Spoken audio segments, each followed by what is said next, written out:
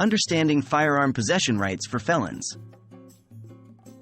Hello there, everyone. Today, we're going to delve into a critical and often controversial area of the law, firearm possession rights for felons. The general rule is that convicted felons are not allowed to possess firearms, but are there any exceptions to this rule under state laws? Let's find out. The general rule. Let's start by understanding the standard regulation. Federal law, under the Gun Control Act of 1968, generally prohibits anyone convicted of a felony from possessing firearms.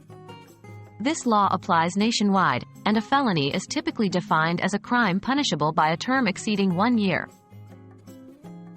Are there exceptions? Yes, some exceptions can apply under state laws, but they're often limited and nuanced. For instance, some states permit felons to own firearms under certain conditions, such as after a specific period has passed since they completed their sentence, or their rights have been restored through a legal process. Some states might allow the possession of firearms for self-defense purposes only, or for felons convicted of nonviolent crimes. Rights restoration process. Many states have a rights restoration process. This is a legal procedure where a person convicted of a felony can petition the court to have their firearm rights restored. The details vary from state to state, and not all felons are eligible. Often, the process involves demonstrating rehabilitation and a lack of threat to society. State law versus federal law. However, it's important to note that state laws permitting felons to possess firearms do not override federal laws that prohibit the same. While a state may restore a felon's right to own a firearm, federal authorities may still prosecute that person for firearm possession under federal law.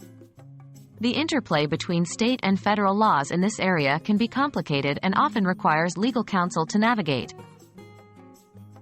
In conclusion, while the general rule is that felons cannot possess firearms, there are limited exceptions under some state laws. These exceptions often require specific conditions to be met or involve a rights restoration process. However, these state laws do not supersede federal laws. If you or someone you know is in this situation, seek legal advice to understand the options and potential risks fully. Thanks for watching, and stay informed.